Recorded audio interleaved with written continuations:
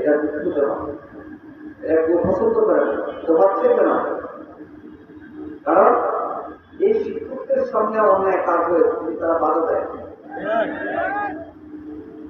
আমি জামাত বলেছেন একজন শিক্ষক অসম্মানিত হোক, যে আমরা কেউ চাই না, কিন্তু কেন হল?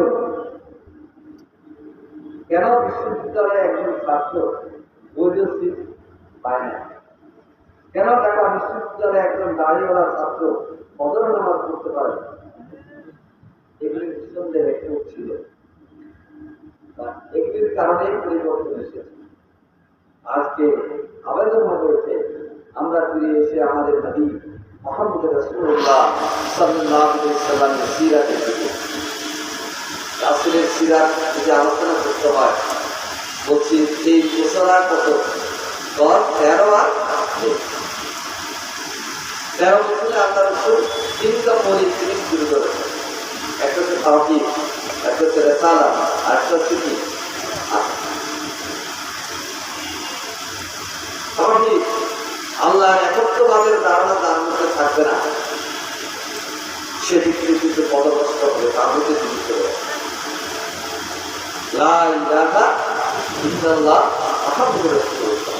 ইয়া আইয়ুহান নাসু উবুদু রাব্বাকুম আল্লাযী খালাকাকুম ওয়াল্লাযীনা মিন ক্বাবলিকুম লাআল্লাকুম তাত্তাকুন।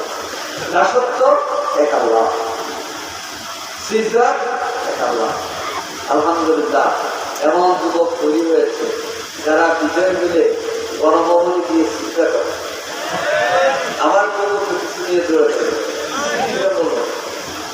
কিন্তু এমন যুবক তৈরি হয়েছে যারা গণভবনে গিয়ে বলে সুরেশার চলে গেছে, আল্লাহ শুকরিয়া আদায় করে আলহামদুলিল্লাহ। এখনো দেখা যায় বাংলাদেশের খেলোয়াড় যখন দ্বিতীয় লাভ করে, আমি ছুটি দেখছি সিজদা করে গেছে,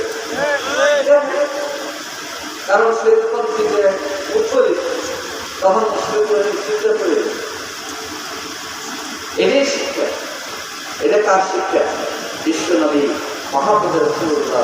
শিক্ষা হলো যে যত কিছুই আমি জানি, যত বুদ্ধি আমার আছে, যত প্র্যাকটিস আমি করি, কিন্তু সব কিছু মনে হলো আল্লাহ তাআলার রহমত এবং সাহায্য।